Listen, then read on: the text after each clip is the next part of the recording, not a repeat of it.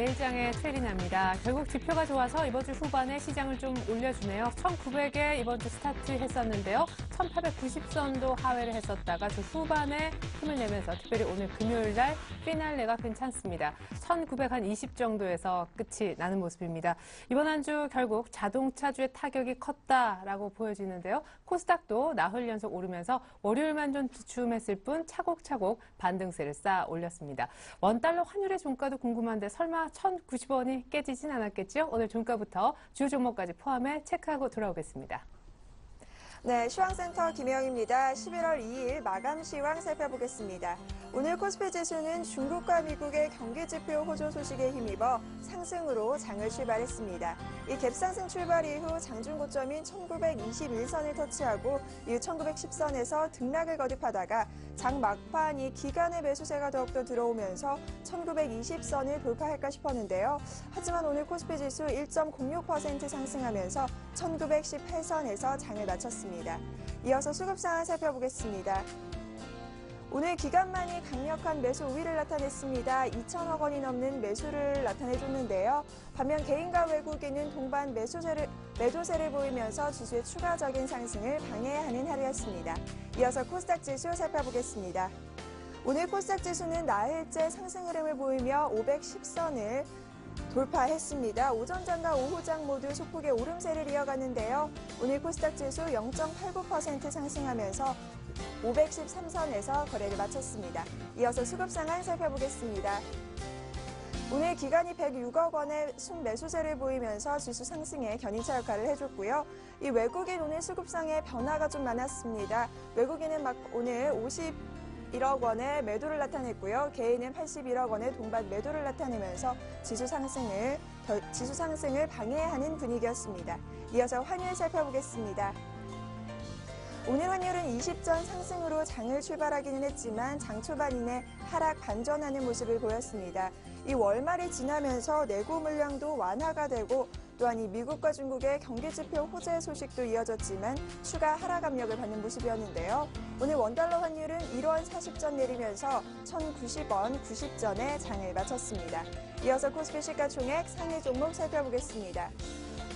대장주인 삼성전자가 오늘 2.31% 강세 흐름 보였습니다. 전일 대비 3만 원씩 오르면서 오늘 130만 원 선 재탈환했는데요. 삼성전자 오늘 132만 7천 원에 종가 기록했습니다. 전일 동반 하락 흐름을 보였던 자동차 3인방 중 오늘 현대차만이 약 보합권에서 장을 마쳤고요.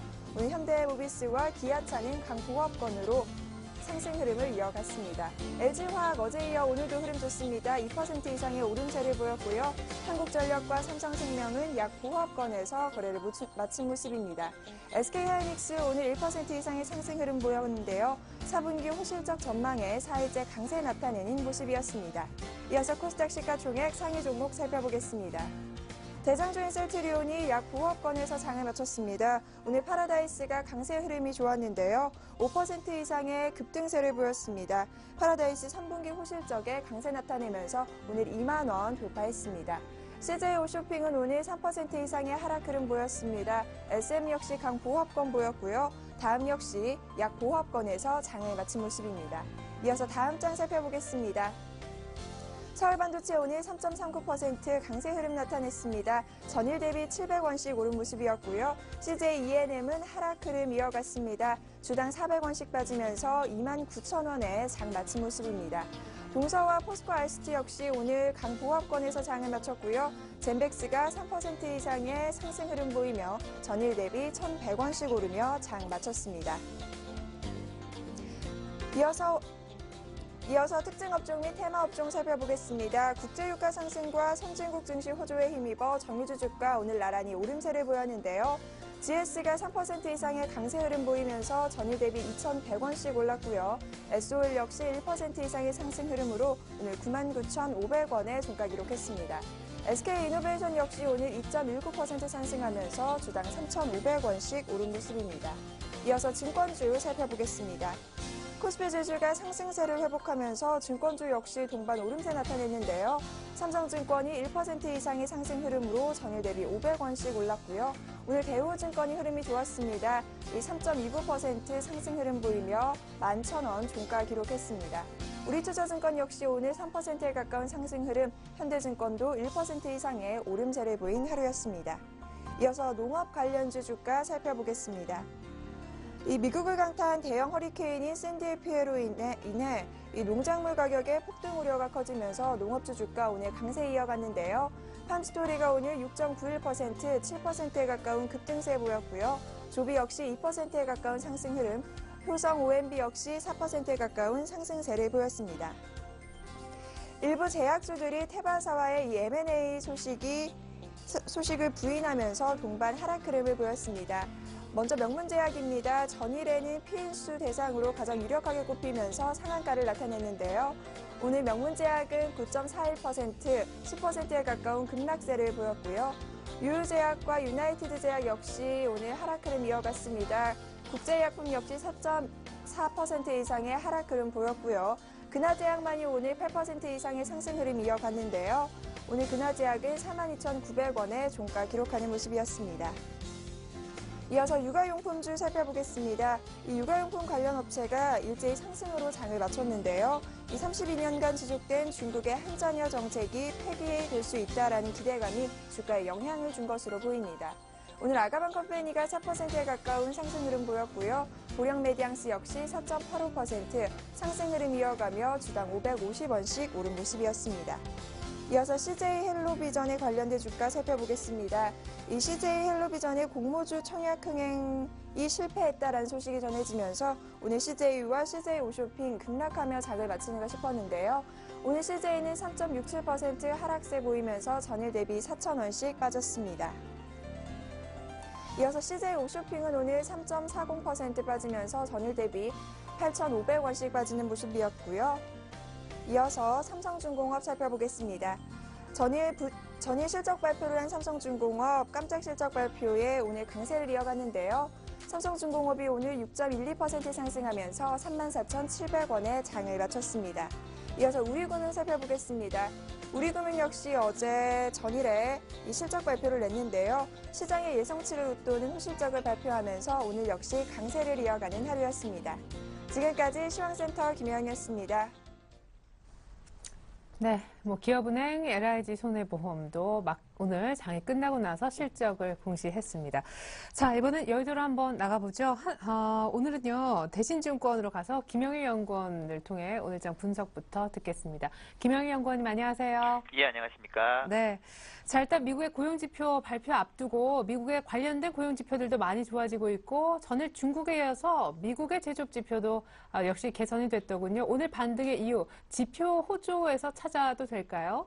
예, 일단은 그 경제지표들이 이제 호조를 보임에 따라서 기술적으로도 현재 지금 코스피가 지수 하단 부분에 있는 만큼 1900포인트 내에서 근처에서 지지력을 좀 발휘하는 상태입니다. 그리고 이런 이제 지표들의 호조는 좀 심리적으로 상당히 코스피에 좀 우호적으로 좀 작용을 하고 있는 것으로 보입니다.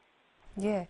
자, 그러면은 미국의 이제 진짜 고용지표 10월 실업률 등이 노동부를 통해서 이제 공개가 될 텐데, 현재 예상치는 어느 정도이고, 역시 이번 주 이 노동부의 실업률 등의 비농업 부문 고용지표를 통해서 또 한 번의 모멘텀을 얻을 수 있을까요? 예, 일단은 미국 쪽의 지표에 대해서는 현재 지금 긍정적으로 지금 나올 것으로 전반적으로 좀 예상이 되고 있기 때문에 시장에서는 어느 정도 좀 반영을 지금 하고 있는 상태인데요.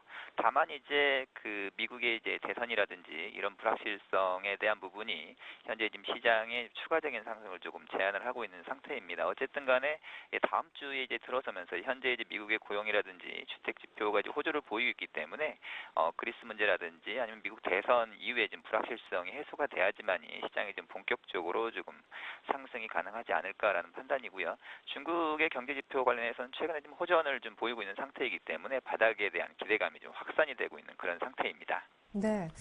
이제 금융 쪽의 실적들 나오는 거 보니까 3분기 어닝 시즌도 거의 끝났구나 하는 생각이 듭니다. 사실 3분기 어닝 시즌 그 과정 통과하면서 굉장히 우리 주식 시장은 힘들어 했었는데 이제 악재를 좀 떨어내고 갑니다. 다음 주 G2의 정치적 변수 말고 어떤 것들을 좀 눈여겨봐야 하는지요? 예, 일단은 코스피가 이제 1900포인트까지 하락하는 과정에서 코스피의 부담으로 작용했던 요인은 두 가지로 좀 요약이 됩니다. 첫 번째는 원화 강세 강세였고요. 두 번째는 3분기 실적에 대한 우려였습니다. 어쨌든 간에 이 두 가지 측면들이 다음 주에 접어들면서 좀 이런 부분 우려들이 다소 좀 완화가 될 것으로 좀 예상이 되고요. 코스피는 오히려 이런 부담들을 좀 덜어놓은 상태이기 때문에 좀 한층 수월하게 좀 진행이 될 가능성이 있습니다. 일단은 원화 강세에 대한 속도가 좀 둔화될 것으로 좀 예상이 되는데요.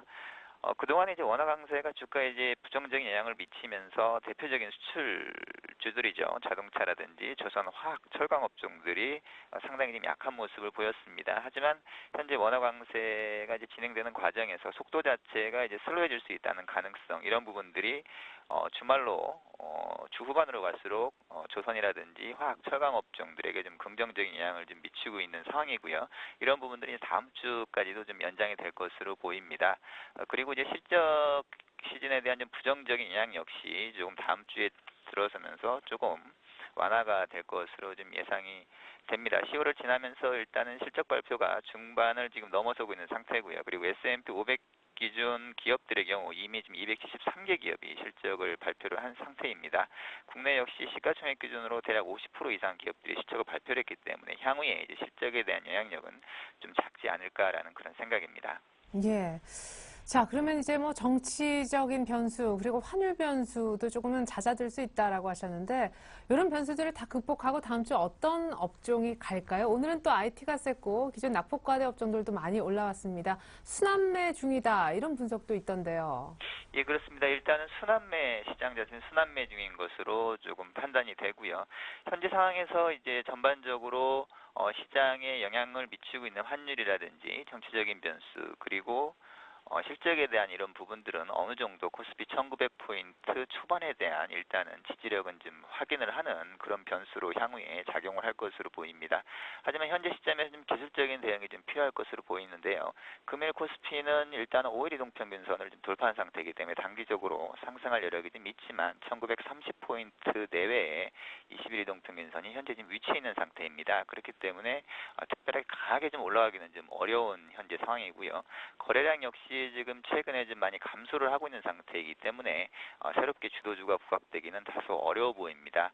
따라서 현재 이제 실적 모멘텀이라든지 경기 모멘텀에 가장 민감하게 반응을 할 수 있는 전기전자 업종 중심의 지금 대응이 바람직하고요. 지수가 대략 1900포인트 중반까지 상승할 경우에는 방어업종에 대한 관심도 조금 필요할 것으로 판단이 됩니다. 네, IT와 경기 방어주의 믹스, 일단 20일 저항, 그리고 단기적으로 주도주가 나오긴 어려운 국면이다. IT와 경기 방어주를 집중적으로 다음 주에 보자는 말씀이셨습니다. 대신증권의 김영일 연구원과 함께 다음 주 볼만한 업종까지 체크해봤습니다. 말씀 감사합니다. 예, 감사합니다. 네, 이어서 수급 분석 들어볼까요? 샘플러스의 남은호 원장님 연결해 보겠습니다. 안녕하세요. 예, 안녕하세요. 네, 전일에 기관 많이 팔았던데 오늘 일단 그런 모습은 없고 오히려 좀 많이 사준 것 같습니다. 오래간만에 외국인들이 선물을 또 사더라고요. 예, 외국인들과 기관들의 요즘에 어떤 그 매수매도 공방을 보면은요, 정말 이 하루하루가 전혀 다른 패턴으로 움직이고 있으니까 예. 정말 예측하기가 힘든 것 같습니다. 자, 오늘 같은 경우는 외국인들이 2,200계약 정도의 선물을 매수를 하는 모습들이 나타났고요. 반면 또 기관들은 오늘 2,000억 정도의 거래소 순매수를 보였습니다. 프로그램 순매수도 있었고요. 자, 투신과 그리고 제일 관심이 됐던 부분들은 전일 매도한 연기금들이 과연 어느 정도로 추가적인 매도가 나오느냐 아니면 매수로 전환되느냐가 상당히 좀 중요한 부분이었거든요. 그 속에서 오늘 557억 정도의 순매수를 보임으로 인해서 일단 지수 그리고 수급에 대한 어떤 그 위험도는 상당히 좀 낮아졌다 이렇게 판단할 수도 있겠습니다.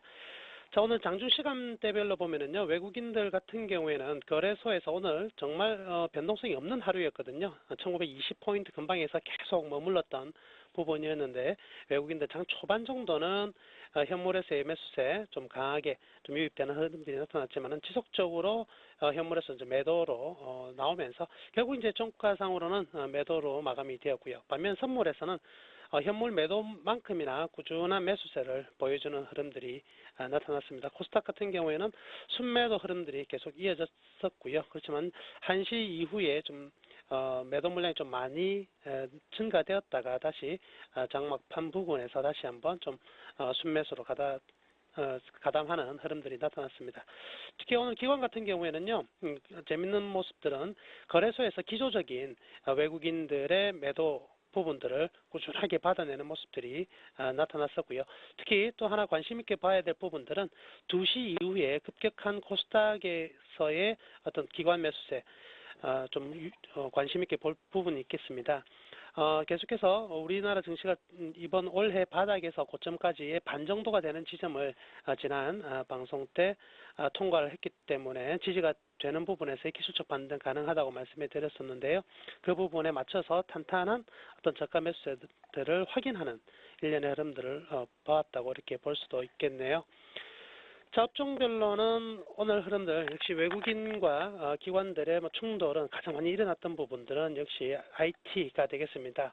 자, 전기전자 부분과 이제 운송장비 두 부분이 좀 충돌이 발생한 부분인데요. 전기전자 업종 같은 경우에는 특히 이제 외국인들의 그 매도가 살짝 나타났었지만은 기관들의 매수가 워낙에 많았던 부분이고요. 따라서 오늘 IT 업종들이 상당히 좀 좋은 수익률을 오늘 만들어냈다 이렇게 볼 수가 있겠습니다.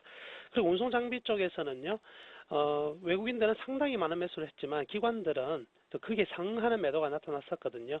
과연 단기적인 관점이냐 아니면 중장기적 관점이냐 해서 바라보는 두 의견 충돌이 현재 발생하고 있는 부분 같고요. 과연 승자는 누가 될지는 모르겠지만 현재 장이 대응하고 있는 흐름들에 대해서는 정확히 좀 반대적인 부분이 아니겠나. 오늘 같은 경우에는 외국인들의 선물에서 매수를 한 상황이거든요. 그럼에도 불구하고 동반적으로 이 운송 장비 업종에서 다시 한번 매수를 했다는 것은 일정 부분의 이제 방향성을 예측하는 것 같습니다. 단기적인 반등이 좀 강하게 나타날 가능성에 염두한 투자 같고요.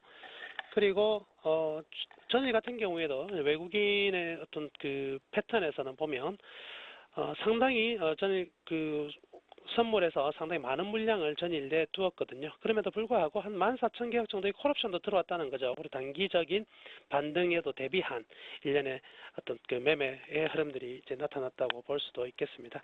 하여튼 오늘의 업종별 특징에서 가장 두각을 나타내는 부분은 역시 전기전자와 그리고 운송장비 업종인데요. 그리고 또 하나 새롭게 이제 등장하고 있는 업종이 있다면 수급에서 기관들의 화학업종에 대한 매수 볼 수가 있겠습니다. 화학업종, 정유업종 같은 경우에는 지금 GS를 중심으로 상당히 좀 좋은 흐름들이 나타나고 있었는데 화학 쪽으로는 전체적으로 전이가 안 되어 있었던 부분이거든요. 그런데 기관들의 매수세가 상당히 좀 유입이 많이 되면서 오늘 같은 경우에는 화학업종도 좀 강세를 보이는 일련의 흐름이 나타났다.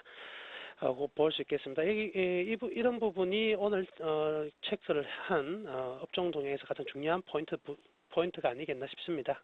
네. 무엇보다 오늘 외국인 기관의 수급 충돌이 좀 있었던 두 섹터, IT와 운수장비 쪽에서 특징주를 좀 들어보고 싶은데 오늘 조선주가 많이 올랐잖아요. 그 주인공은 역시 삼성중공업 때문이었던 것 같아요. 실적이 꽤 괜찮았다면서요. 예, 오늘 삼성중공업 같은 경우에는 상당히 이제 좋은 실적을 냈습니다. 전년 대비 상당히 좋은 실적을 냈는데요.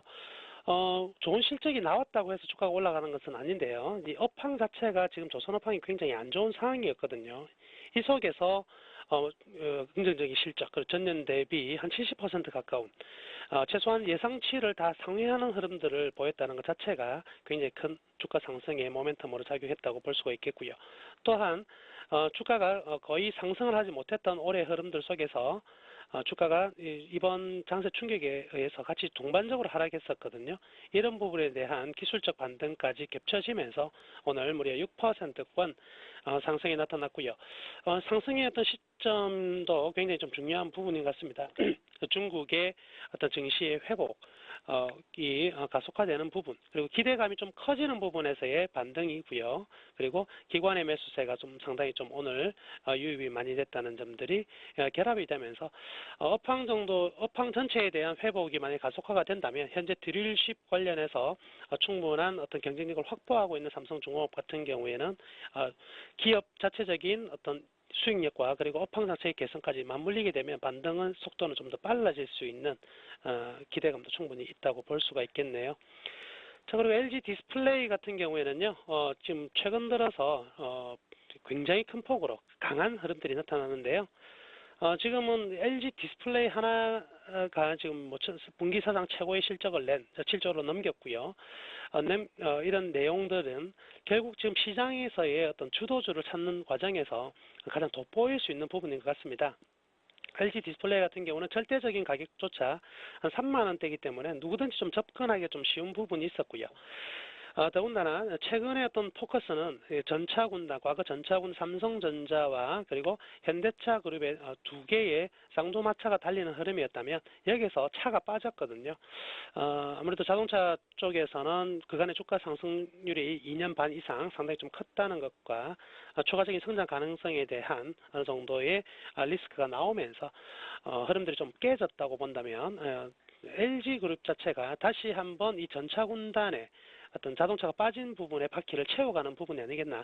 그래서 최근 뭐 LG전자, LG 디스플레이 그리고 오늘 같은 경우는 LG 이노텍까지 가세하는 모습이고요. 조금 뒤처졌지만 LG 화학도 최근 며칠 동안 좀 강세의 흐름들이 상당히 좀 강하게 나타나고 있거든요. 그래서 LG 그룹의 어떤 부활이 본격적으로 이제 가속화되는 것이 아닌가라는 기대감도 가져볼 수가 있는 상황입니다. 그 속에서 일단 뭐 LG 디스플레이나 LG 전자나 모두 다 좋은 실적을 내고 있는 상황이기 때문에 이 추세를 몰아서 지속적으로 이제 강한 탄력의 흐름들이 계속 진행된다 이렇게 볼 수도 있겠고요. 자, 마지막으로 외환은행 같은 경우에도 오늘 특징주로 꼽아봤는데요. 오늘 무려 6.3% 거래가 거의 없는 상태에서 지금 10월달 추락하는 모습이 나타났었거든요. 이 부분이 되겠죠. 지수가 빠지면서 동반적으로 추락했고, 과연 하나은행과 이 외환은행의 합병 이후에 어떤 불확실성이 어떤 방식으로 어떻게 제거되느냐가 가장 시장의 큰 관심이었는데요. 단순히 어떤 주가의 어떤 펀더멘탈 차원으로도 이 7,500원이라는 가격은 사실 뭐 용납이 될 수 없는 정도의 어떤 저평가 가격이 아니냐라는 쪽에서의 어떤 저가 매수세가 강하게 유입되었던 부분과 그리고 오늘 같은 경우에는 이제 하나은행과 외환은행의 본격적인 상승을 위한 어떤 좋은 내용들이 충분히 시장에서 받아들여지면서 오늘 대거 이제 매수세가 모여드는 모습이었습니다. 은행주가 강세를 보인 상황이 아니라 외환은행 자체만의 어떤 그 개별적인 흐름으로 이러한 강세가 나왔다는 점은요, 은행주와는 좀 차별성 있는 어떤 주가의 흐름도 충분히 일어날 수 있다는 것을 보여주는 단적인 예라고 할 수 있겠네요. 네, 좋습니다. 전차 군단 가운데 차라는 부분을 대체할 수도 있어 보이는 LG 그룹주들 굉장히 긍정적인 전망을 해주셨는데 특별히 오늘 특징주로 꼽아주셨던 LG 디스플레이 3만 원대 누구나 접근할 수 있는 아주 매력적인 주가이기도 하잖아요. 말씀하신 대로 추가 상승 여력 물어보고 싶어요. 일단은요, 6월달 이후에, 6월달 가격이 2만 원대거든요. 2만 1,000원, 그러니까 2만 원에서 2만 1,000원 사이의 가격에서 지금 약 한 3만 원만 넘어서도 50%, 지금 현재 한 70%에 가까운, 60에서 70%에 가까운 상승이 나왔었거든요. 그래서 분명히 어떤 추세적 상승은 나타날 수 있겠지만은 현 지점은 상당한 어떤 그 매물대가 포진해 있는 가격대입니다. 그래서 이 35,000원에서 36,000원 같은 경우에는 과거에서도 거의 LG 디스플레이 중심 가격, 즉 6만 원에서 2만 원 사이를 아우르는 중심 가격에 거의 근접한 가격이거든요. 그래서 이 부분에 대해서는 기술적인 조정이 거의 좀 불가피하지 않을까라고 생각합니다. 그래서 35,000원 이상권에서는 단기적으로 일단 기술적 이격이 상당히 좀 많이 나타난 부분이기 때문에 한번 이익 실현하는 것도 좋을 것 같고요. 이러한 이익 실현이 이제 추후 주가 하락으로 나타나기보다는 일정 부분의 어떤 가격 조정과 그리고 기업의 펀더멘탈인 이 4, 4분기 실적이 과연 3, 4분기를 뛰어넘을 만큼 계속적으로 안정화가 되는지를 확인하는 일련의 확인 과정이 이제 본격적으로 나타날 가능성이 커 보이거든요. 그래서 35,000원 이상에서는 저희 관점으로서는 일단 단기적으로는 이익 실현하는 게 좋을 것 같고요. 추후 이제 확인 과정을 거쳐서 어떤 가격으로 본다면 한 32,000원대 또는 기간으로 본다면 한 11월 말 정도에 어떤 다시 한번 확인 작업 후에 들어가는 신규적으로 매수를 하는 전략이 좀 더 낫지 않겠나 생각해 볼 수 있겠네요. 네, 절대 지금 신규 매수, 지금 가격대 추격 매수는 진짜 아닌 것 같습니다. LG 디스플레이 35,000원대는 매물대일 수 있기 때문에 일단은 수익 나셨으면 이익 실현해보자라는 얘기가 있었습니다. 샘플러스 남은우 원장님으로부터 특징주와 수급 분석 들어봤습니다. 감사합니다. 네, 감사합니다.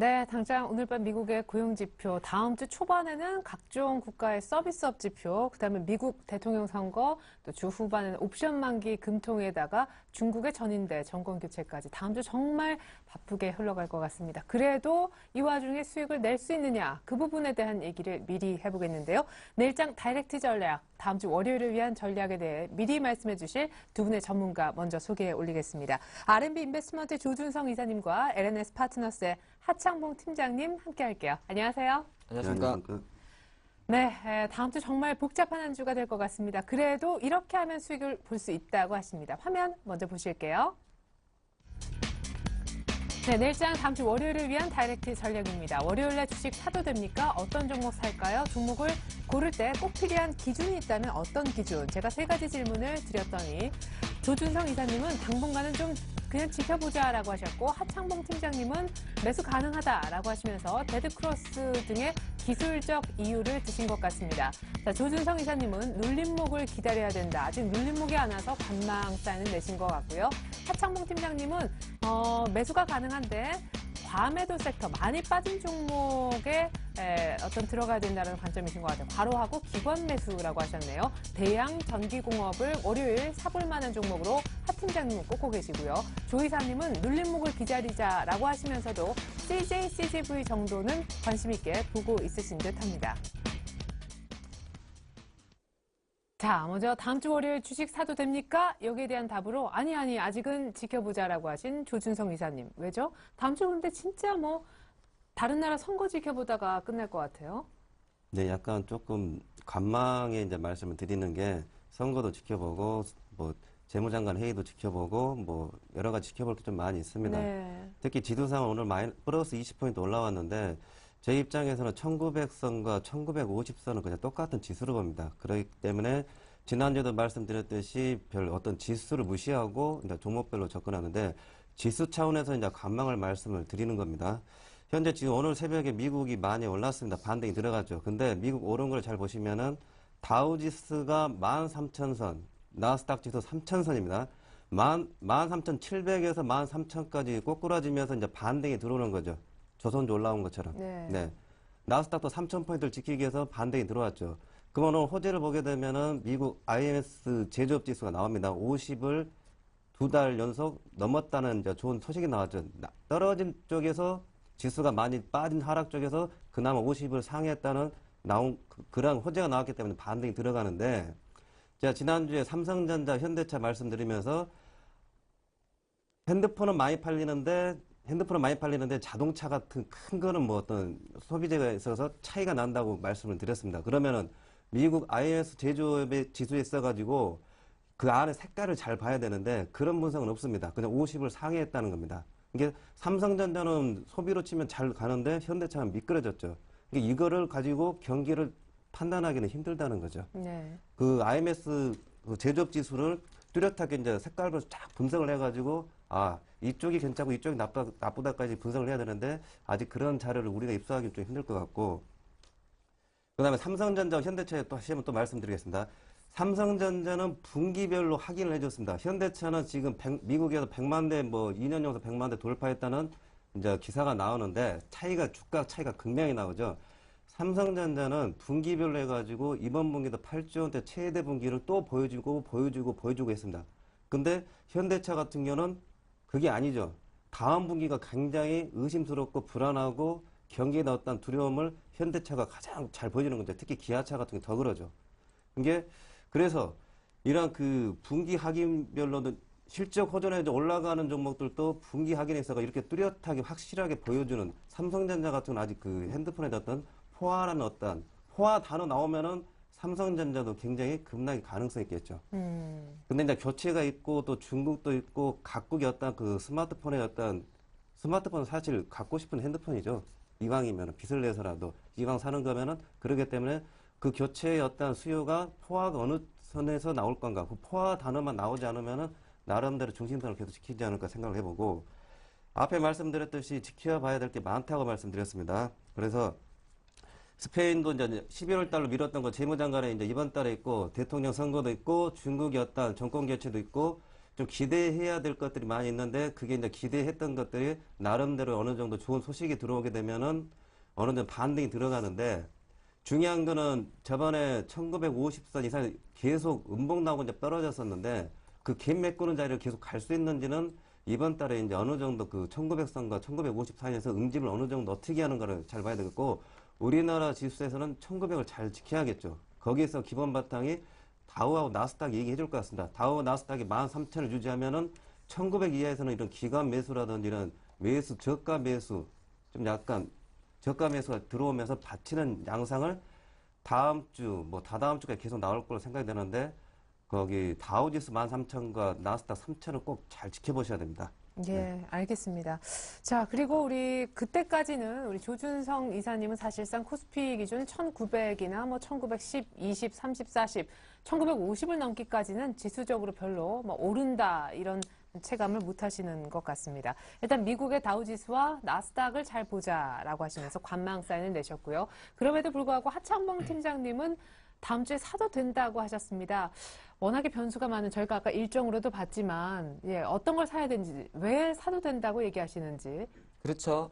사실 뭐 지수에 바로 베팅하는 코덱스 레버리지라 이런 거는 수익률이 약할 수 있습니다만 시장은 그렇게 저는 많이 안 빠질 것이기 때문에 오히려 사도 된다 그런 말씀 좀 드리는 것이고요. 사실 우리가 뭐 지수 50포인트 수준도 안 움직이는 지금 장속에서 뭐 매수를 해야 되냐 매도를 하냐 판단 자체는 좀 애매한데 역시나 저는 매수는 맞다 말씀드리겠고 제가 데드크로스의 역설이라는 관점으로 다음 주 시장을 한번 좀 전망을 해드리겠습니다. 차트를 잠깐 보면요. 왜 사도 되는지, 왜 장은 반등할 것인지, 물론 반등에 밀릴 가능성이 많은데 그 부분 말씀드리면 이제 항상 우리는 수급 이야기를 많이 하지 않습니까? 내부적으로는 수급이 문제입니다. 근데 수급을 보는 첫 번째 키워드가 이동평균선이 될 것 같죠. 과거 보면 제가 먼저 골든크로스의 역설부터 말씀드리면 이제 보통 빨간 선이 21선, 파란 선이 61선, 골든크로스는 매수 신호죠. 근데 실제적으로 매수 신호가 나면 장이 좀 올라갔다 다시 꺾인다는 겁니다. 이것이 바로 역설이라는 거죠. 그 말 자체가 상세적으로 이론적으로는 골든크로스는 매수, 데드크로스는 매도입니다만은 일시적인 통과 이후에 수렴 과정을 거친다는 겁니다. 그리고 지금 수준이 보면 지난 한 4거래일 전에 데드크로스가 발생을 했습니다. 하향 돌파했기 때문에 전형적인 매도 사인이죠. 근데 재미난 것은 보시면 그 이후에 지금 저점을 다진다는 것이고요. 또 하나 그보다 중요한 거는 좀 많이 공부를 같이 하시면 좋은데요. 이게 역배열이 아닙니다. 즉 무슨 말이냐면 61선이 21선 위에 있기 때문에 하락 역배열이 아니라 바로 내려가지 않는다는 거죠. 그래서 역설 과정에서 보시다시피 일시적인 이 그림을 거꾸로 해석하면 좋을 것 같습니다. 일시적인 반등 이후에 다시 내려가는 한이 있더라도 일시적 반등 온다는 겁니다. 이것이 20일, 60일은 데드크로스의 반격이다 그렇게 보는 것이고요. 또 하나 말씀드리면 그럼 과연 올라가긴 올라가는데 제대로 올라갈 것이냐 그 부분에 대한 제가 답은 좀 드리겠습니다. 제가 보통 많이 보는 그 화면이 시장의 힘을 나타내는 등락주선 ADR 21선을 잠깐 같이 보겠는데요. ADR 21선 좀 어려울 수도 있습니다만 제가 좀 쉽게 설명을 드릴게요. 파란색 선은 종합주가지수입니다. 그리고 빨간색 선이 ADR인데 무슨 말이냐면 시장에서 코스피 기준으로 1000개 넘는 종목 중에서 하락 종목 대비해서 상승 종목이 몇 개냐 기준입니다. 100 이상이면은 상승 종목이 많은 것이고 지금 80%에 있기 때문에 이는 과매도 구간입니다. 즉 이 말을 조금 더 쉽게 표현드리면 시장에 주도주가 없다 그렇게 보는 것이고요. 결과론적으로 항상 사후적인 겁니다만은 두 개에서는 벌어졌다 붙게 되어 있습니다. 붙는다는 것은 지수의 단기적 급락이라든지 아니면 순환 반등이 나오는데 지금 수준에서 지수의 반등을 생각한다면 자연히 약간 순환 반등이라 하면 낙폭 과대주의 반등이 좀 나온다 그런 말씀 드리겠고요. 내부적으로 보면 기술적으로만 좀 접해봤습니다만 변수는 어떤 게 있을까 생각해봤더니 역시나 수급입니다. 조금 전에 그 샘플에서 전문가님도 그런 말씀 하셨지 않습니까? 외국인과 기관이 사는 섹터가 다르다는 거죠. 네. 외국인이 지금 사고는 있는데 사실은 자동차 사고 있죠. 현대기아차. 좋아서 네. 살까요? 그렇지는 않습니다. 오히려 기관이 파는 걸 자동차를 받아주는 겁니다. 그러니까 외국인이 사고 있는 건 지금 기관이 철저하게 팔고 있는 자동차들을 받아주고 있고 역시나 기관 같은 경우는 대형 IT에 거의 뭐 제가 말씀 네. 안 드려도 알 것 같은데 두 종목 정도의 거의 집중 포화를 하고 있고요. 네. 또 하나가 최근 오늘 흐름의 특징은 화학주나 통신재 매기가 들어온다는 측면에서 일단은 전체적인 흐름에서는 장은 반등할 것이고 역시나 장의 키워드는 기관이 갖고 있지 않나 보겠습니다. 네, 알겠습니다. 자, 그렇다면은 종목 선정 기준에 잠시 후 기관이 사는, 그래서 이제 그 얘기가 등장을 할 것 같습니다. 조준성 이사님의 종목 선정 기준을 먼저 좀 들어보고 싶은데, 아까 시장 측면에서는 관망이지만 눌림목을 기다리자. 이거는 종목 고를 때 눌림목시 사야 된다, 이런 얘기신가요? 그렇죠. 눌림목이어도 추락하는 게 있고 올라가다 눌림목 들어온 게 있죠. 그렇죠. 저번에 제가 이제 LG 디스플레이 말씀을 드렸습니다. 지수가 그때는 뭐 1950선에서 눌림목 받게 되면은 LG 디스플레이 같은 거를 뭐 5일선을 살아있으면서 올라가는 그런 쪽으로 들어갔는데 그때 28,9천원이었습니다. 지금 34,5천원 올라왔는데 이렇게 치고 나온 게 대형주 치고는 몇 개 안 되는 딱 LG 디스플레이 같은데 LG 디스플레이 차트로 제가 말씀을 드리겠습니다. 보게 되면은 네. 길게 봤습니다. 2011년도입니다. 이게. 제가 이렇게 마우스로 표시를 해야 되는데 한 번 이게 원바닥 그 다음에 이쪽에 투바닥 들어오면서 올라갔죠. 지금. 네. 그러면서 힘이 좀 짱짱 붙어 있는데 만약에 이제 이런 개념 차원에서 이제 종목을 접근해야 되는데 몇 개 정도 찍어서 보여드리겠습니다. 현대중공업 과연 저점이 어딘가를 생각해 보시면은 쭉 길게 보시면 길게 보셔야 됩니다. 이런 거는 지금 요 가격대 들어와 있는데 요 가격대 앞에 저점이 21만 2,500원짜리였습니다. 저점이 최저가가. 이 저점이 잘 지지가 돼가지고 여기서 턴어라운드 되게 되면 또 쌍바닥이 되겠죠. 쌍바닥 해가지고 올라가는데 조금 뭐 LG화학 수준 이상 한 10% 정도 반등이 제대로 올라갈 수 있는 반등권이 되겠죠. 이러한 종목들은 눌림목보다는 이렇게 이제 어느 정도 바닥권에서 이제 이건 바닥권인데 바닥권을 확인하는 과정에서 기준점을 어떻게 잡아야 되냐 하면은 요런 선을 잡고 기준 잡고 요걸 깨게 되면은 바로 버리는 거죠. 대신에 이런 데서 치고 나가면은 뭐 저점 대비가 10에서 20% 나오는 거죠. 그리고 하나 더 보게 되면은 지금 LG 디스플레이 다시 한번 보겠는데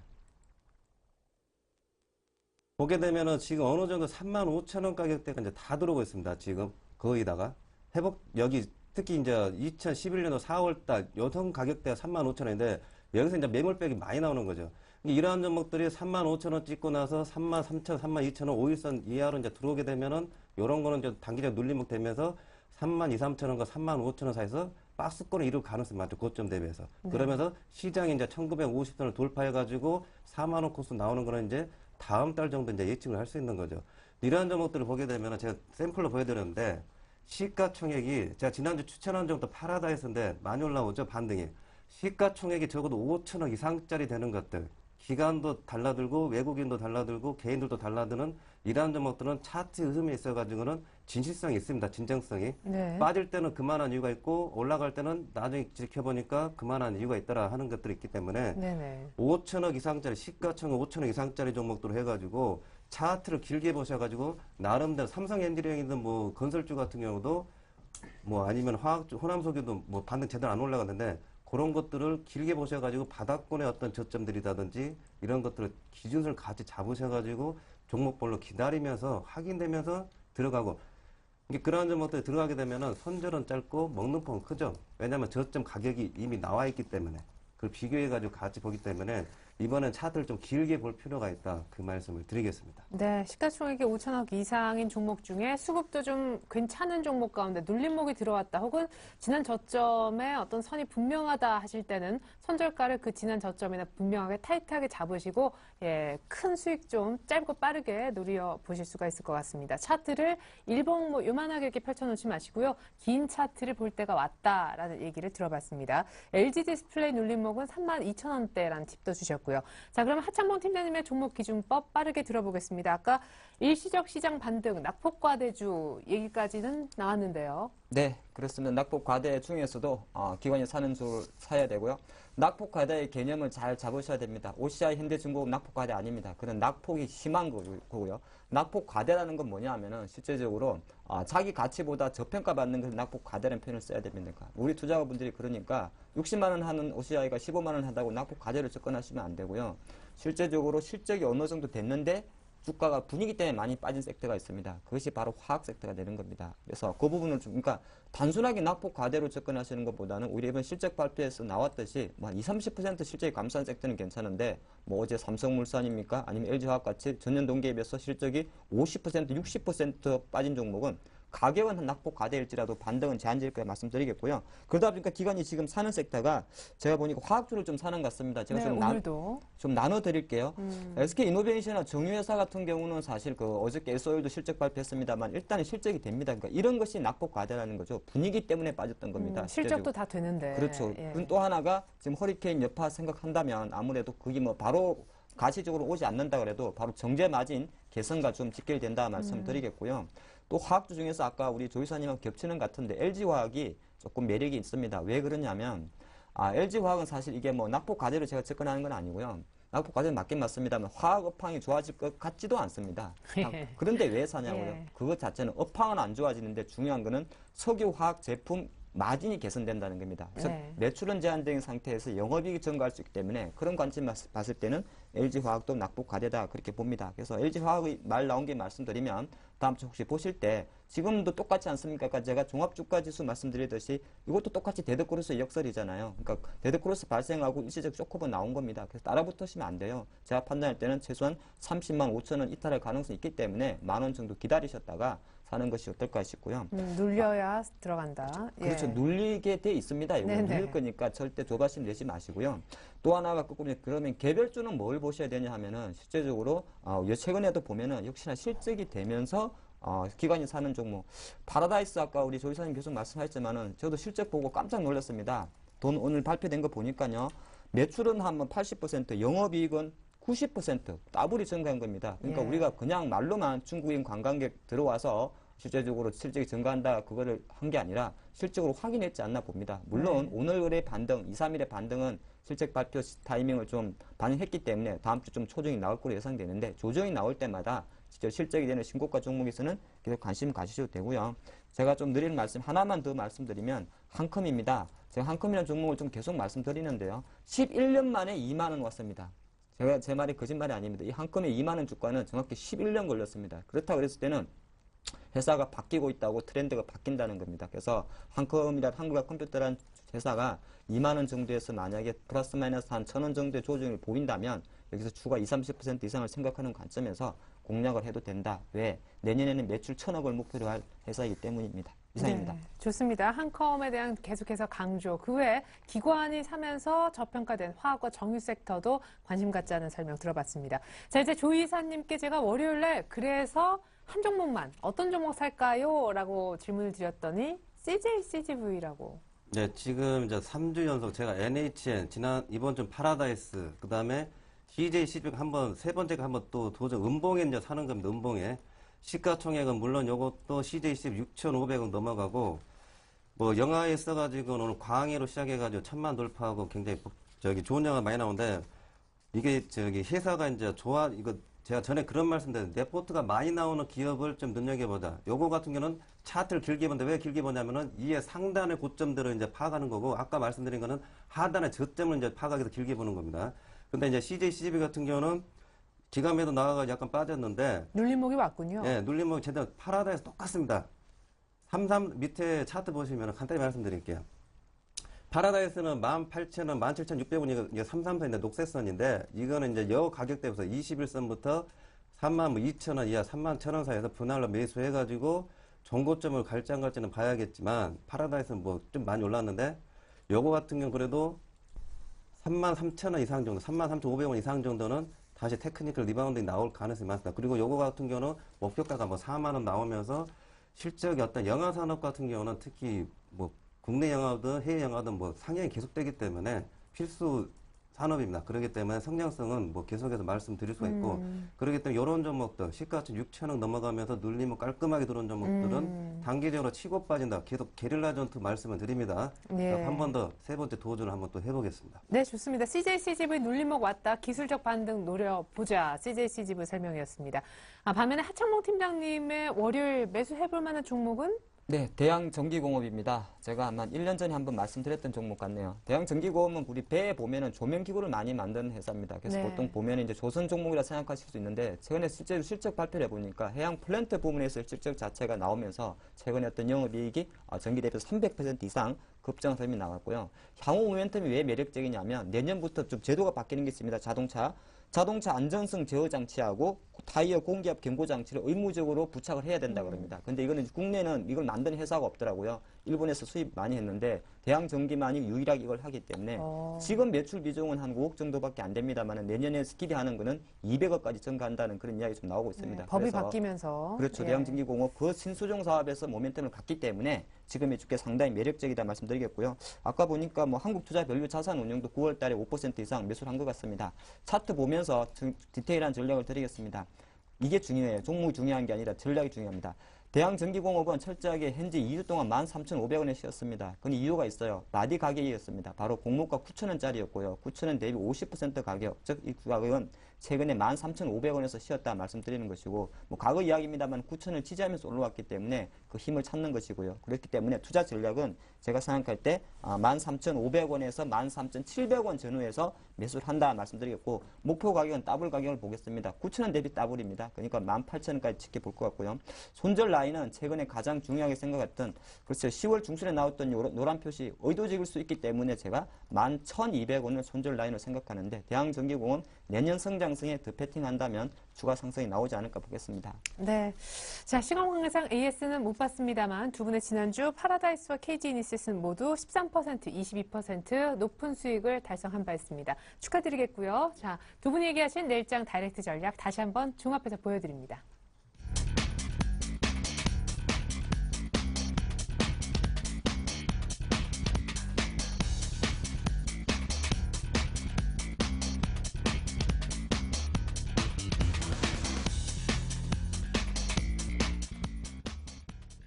네, 파라다이스, KG 이니시스에 이어서 오늘 또 새로운 종목이 나왔습니다. 두 분 다음 주 또 다른 수익 높게 기대하겠습니다. 감사합니다.